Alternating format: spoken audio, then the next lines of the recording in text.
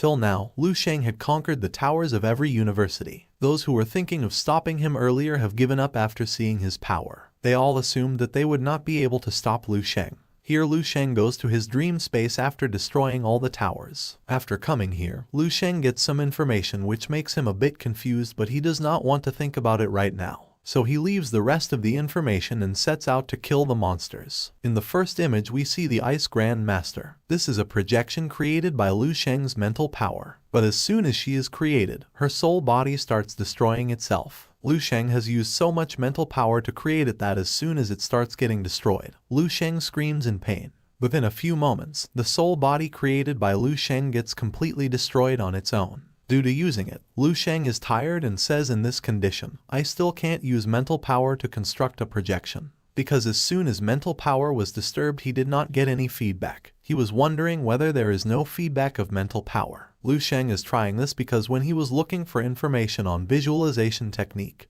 he found this information there, where he got to see how a person can create a world projection through his mental power. Also, through this mental projection, he can show the martial arts will of anyone through projection. After failing in this task, Liu Sheng says, perhaps the construction of will projection in crystal visualization method is not that simple. Our MC admits that it's not that easy, because compared to Martial Saint Tower, this place is more like a world, a complete world. At this moment Liu Sheng is sitting on his knees. At this moment he has the soil here in his hands. Looking at it he is thinking, because in addition to feelings of hunger and excretion, everything here is as close to the best reality as possible. If the two are compared to games, Martial Saint Tower is too sloppy. Players are also required to participate in programming, and the dream space is more like a top masterpiece. It's hard to distinguish between true and false. Liu Sheng thinks about it for a long time, then he decides to leave it because this is not something that can be accomplished overnight. He starts roaming around with his spear in his hand because now he is thinking of hunting the monster. He moves at full speed to eliminate the monsters because his purpose tonight is to harvest as many monsters as possible.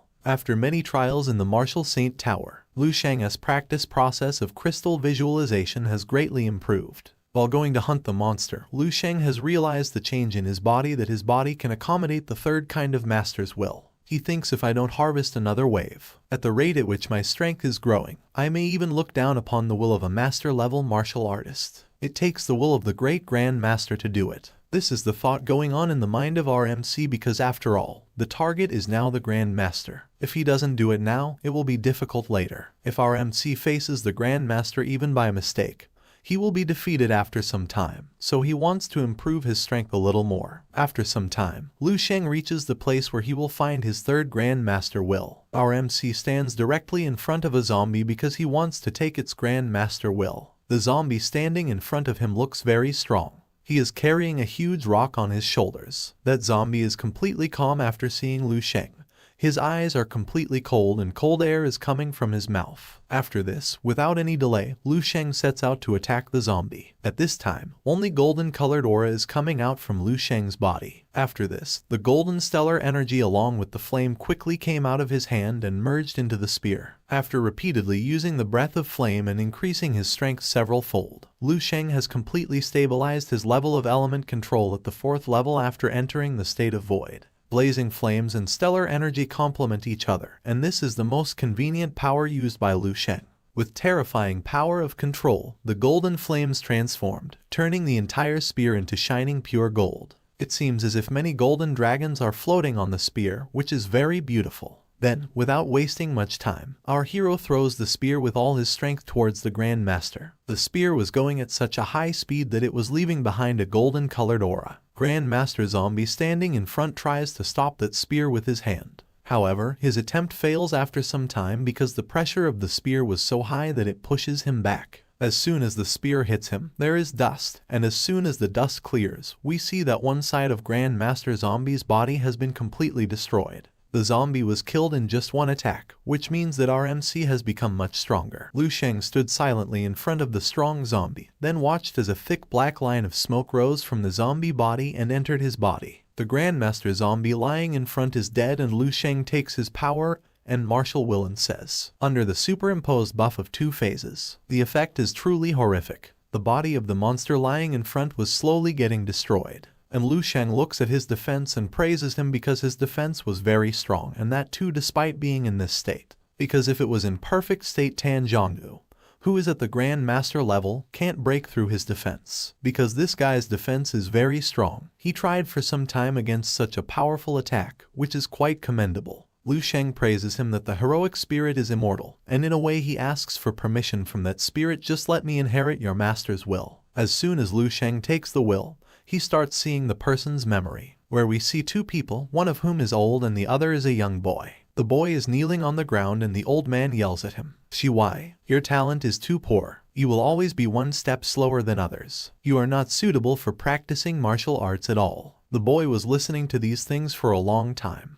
Then he raised his head and said, "Teacher, then I will take one more step than others. Take one step early. Is that okay?" After listening to him, the old man said nothing. He had no words what to say to him. Because Shiwai has no talent, he just has passion which does not work in the martial world. Then after this the young man also goes for the city guard job, but the person present there refuses him. Because Shiwai's qualifications and abilities are quite different from the requirements of city guard. Captain Guard refused to Shiwai because if Shiwai works here then he might die. Despite not being successful here too, Shiwai did not give up. He had understood that if he would not get anything here then he would try somewhere else. Then we see an old woman with a little worry visible on her face. She says to Shiwai, "What? You have joined the hunter group? Maybe she is this young man's mother." She says to Shiwai in a worried voice, "Did you know that the hunter group has to leave the base? Don't you want your life?" The young man scratched his head and smiled innocently. "Mom, don't worry, I will survive." After this we see that some people are harassing Shiwai. Shiwai had fallen on the ground and all those people were making fun of Shiwai.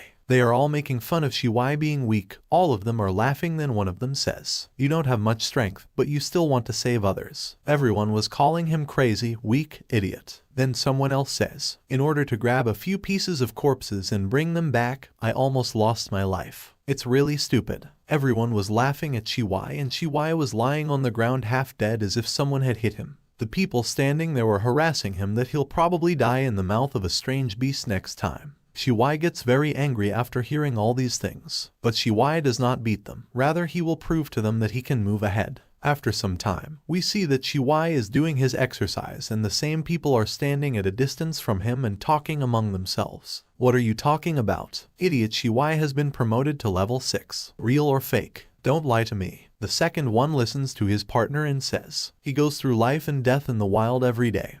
And when he comes back he trains like crazy. How can he not rise to the top quickly?" The other person gets so upset after hearing this that he shouts and asks, "Speaking of which, the members of the hunter group have died in several batches. How come idiot Shiwai is still alive and well?" The other person says, "Who knows, maybe it just looks silly, but actually being smart." On the other hand, Shiwai was doing his exercises wholeheartedly. He just had to be strong so much so that he could save the lives of more people. The story shifts to the hospital where Shiwai asks the doctor, "What's going on? Is everything alright?" Shiwai is very nervous right now. The doctor smiles at him and congratulates him on the birth of a girl. Looking at his wife and baby from outside the delivery room, the tall man relaxed his tense expression and let out a long sigh of relief. Seeing this moment, tears start flowing from his eyes with love. He walked into the room, looked at his wife and daughter who were lying quietly and healthy in the convalescence cabin.